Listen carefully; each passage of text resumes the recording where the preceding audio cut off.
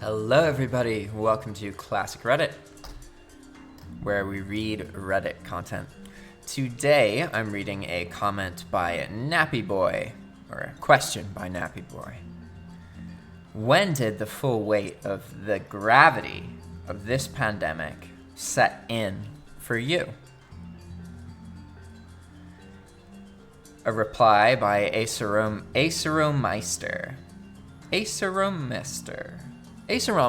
whatever. Yeah, that was something. Just thinking about all that wasted money, all those athletes in their peak in 2020.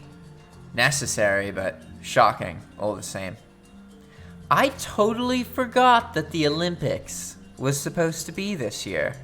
They canceled them so far ahead of time that they would have been over by now. That's crazy.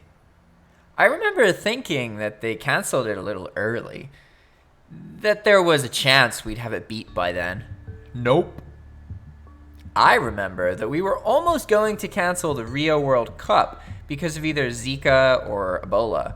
This is entirely something else, though. My cousin had qualified for the Olympics, but had also grown tired of the sport she's in over the last few months or so.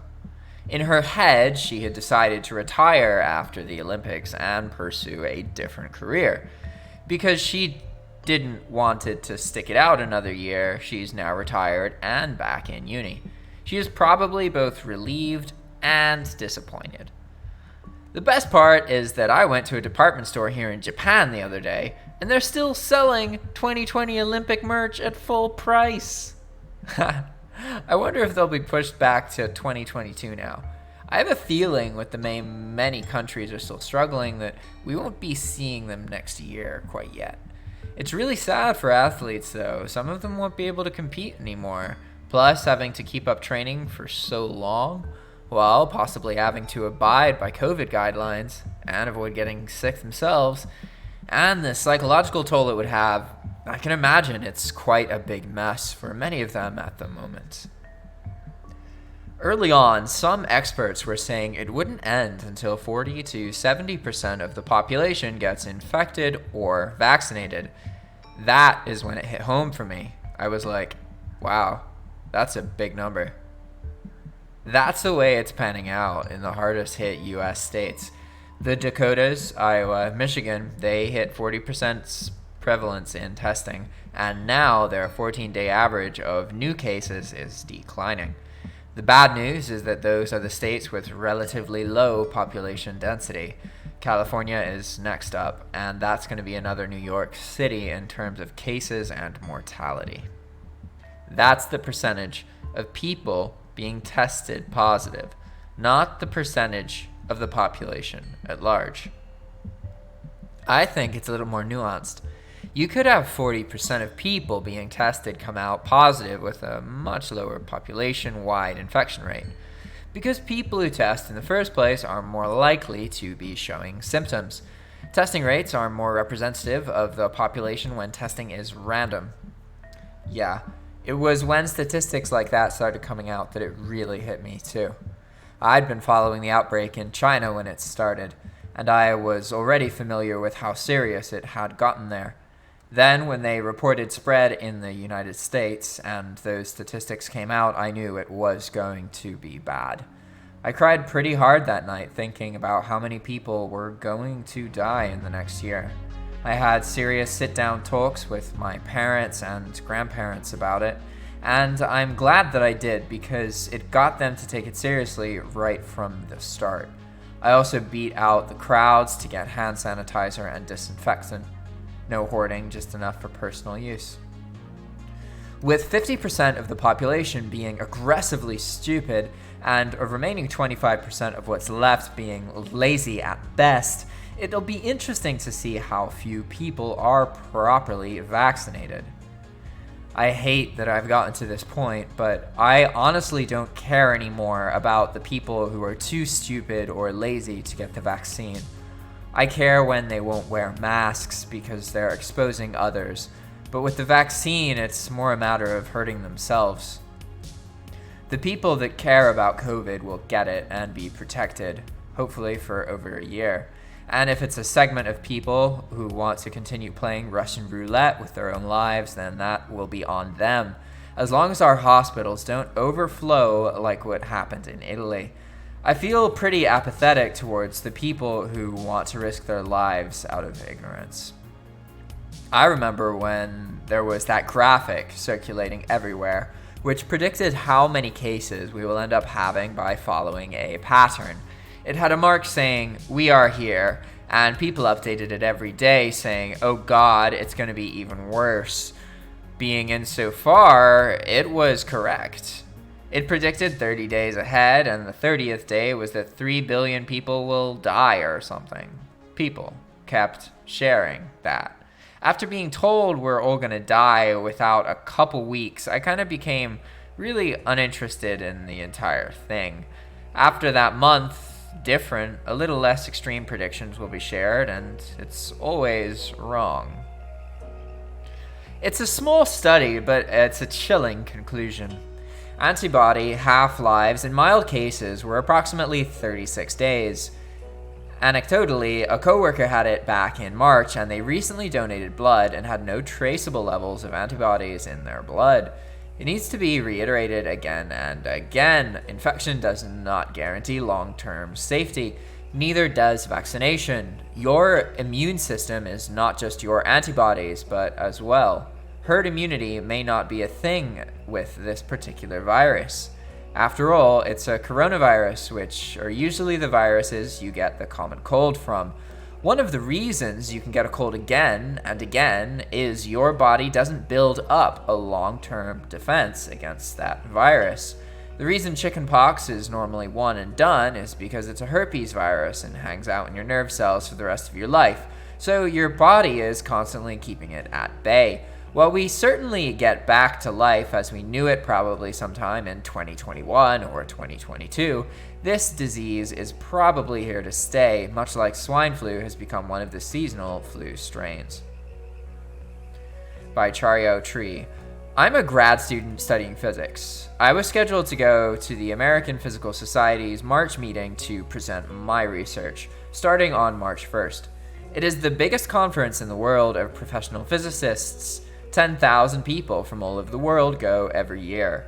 It's a great opportunity to get noticed and see where your field is going. I had been nervously monitoring the situation for a few weeks, worrying about this new disease. They put out several notices that they were still going forward with the meeting, right up until 3 days before when they abruptly canceled it. I breathed a sigh of relief, even though I never got the cost of the plane ticket back. A month later, I realized that the hypothesis I was going to present was utterly wrong, and have completely revised that section of my thesis to reflect our new understanding. Dodged 2 bullets there. In response to that, by Lamb2179. Same, I'm a grad student in chemistry and was going to a Gordon conference in early March. It was in Italy. Got canceled 2 days before my flight left. If I had gone to the lockdowns, would have started the 2nd or 3rd day there. Not sure how I would have gotten home. I'm an undergrad physics student and have had 2 presentations during this time that went to online and ended up in me presenting my research over Zoom. Now, after 2 years of work, it's finally coming to the end in January. I'm doing a 5-minute talk for the AAS meeting on my research. It just sucks that all of this hard work and expectations of these meetings and presentations, and it's just me sitting in my room on Zoom instead of in a different state. Fun side note, in January, before all this obviously started, I got to go on my first conference, and it was the AAS meeting in Hawaii, and my school paid in full for me to plane, hotel, and food. It was the great last hoorah before COVID. I got pushed by my university to get a house this year. When I got my timetable, I saw I needed to be there for in-person teaching. 1 week after getting the timetable and 1 week after getting my house, the university closed. I've already paid £1,000, over £1,000, for a house I haven't even seen yet. And now the government's announcing university students might not be going back until February. So by then, I'd have to spend 2,000 quid. The university keeps us hanging. 1 minute they're saying not to worry, they'll have us in the next, and then the next moment they're saying we have to wait another month. It has been devastating for me. Every day I think about the money I'm wasting on a house I will never live in. A response by Vinegas. It's okay to be wrong, but it's always nicer to catch it yourself before someone else points out your mistakes. A reply to when did the full weight of the gravity of this pandemic set in for you? The first time I had to use an unapproved app on my phone so a family could say goodbye to my patient. It was emotional and more distant than it should have been. March. Thank you for doing this. My dad died last week, alone in the hospital, and we were unable to visit and had no way of doing a video call. We never got to say goodbye. I'm so sorry that you had to do this hard thing and violated the rules to do it. But I know you did it because it's part of care, and care is what you do. That family will always remember you. And they'll tell their grandchildren. I have no regrets. March was the first of many. I'll stop my day and give a family their time if I need to. This is a duality in my role. I care both for the dying and the living. Many of us know this. Last week, I did a 40-minute ad hoc vigil service before we removed the vent. I'm used to 1 to 3 people. This was a multi-residence video call with a count of 26 people aged 18 months to their 70s. A son even played a country song he loved. It felt like we had more people there than pre-pandemic would have allowed. Just glad I could stand behind the camera. It got to me when the grandkids spoke their piece. I had that time, that day, and wasn't going to ask this of his nurse. At least we had a hospital device. I hope the growing volume doesn't make this impossible. A reply by some people wait. I live in New York City, so seeing images of places like Times Square virtually empty was something else. I live in a ski town. Having it snowing in March and the mountain and town completely empty was so surreal. I commute to work around lunch hour. Right before shutdown was announced, driving 20 minutes to work and seeing the interstate completely empty was different. I just bought and renovated a bookstore and poured all my money into it and was always busy. And then having no customers the whole day, it was a stomach drop. I've had pretty serious issues being in the city and seeing it empty. It sneaks up on you. I'll be on my way to do something and seeing the state of things will overwhelm me really suddenly. I've been there most of the pandemic, but lately I've had to bail out. My family has been in New York City for like 2 to 5 generations, and I feel that the only constant in my life has been that the city does not stop. Until now. I can't wait to be stuck in someone's armpit on the subway again. I just saw a shot of Rockefeller Center prepping for the tree lighting tonight, and it's completely empty. My heart broke. I go there every year to see the tree, and I have been since before I can remember. Not missing the crowds, but I am missing the holiday spirit this year. I was driving in Manhattan in April. Waze routed me through Times Square. I thought, that can't be right. It was right. I saw maybe 2 or 3 other cars. I could drive all the way through Austin, Texas on I-35 in a few minutes going 90 miles per hour. That drive normally takes between 45 minutes and 2 hours. I'm in New York City and live right by Central Park. I went for a walk in April just to get out of my tiny apartment, and the park was absolutely empty. It was wild, not a soul in sight that day. Also, the full gravity of the pandemic hit me when the refrigerated trucks showed up. Those and the constant sirens for weeks on end. What a terrifying few months. It's getting scary again, but I hope it never reaches March through May levels because that was terrifying. I am in New York City as well, and I remember watching live cams of Times Square and Fifth Avenue in mid-March, just being in shock. Also, everyone in masks all the time. Proud of our city for embracing the masks like we did. The Monday morning after we got the work from home order in March, I had to go into the office to grab a few things for just a couple of weeks we were going to be remote. I worked near Grand Central, and seeing it nearly empty a little after 9 a.m. was one of the eeriest things I've ever seen. It was like a scene out of a post-apocalyptic movie. Not many people seem to know this, but Times Square was always really empty at certain times of the day. I've been there at like 5 a.m. pre-pandemic, and it was totally barren. Pretty weird either way, though, honestly. Wow.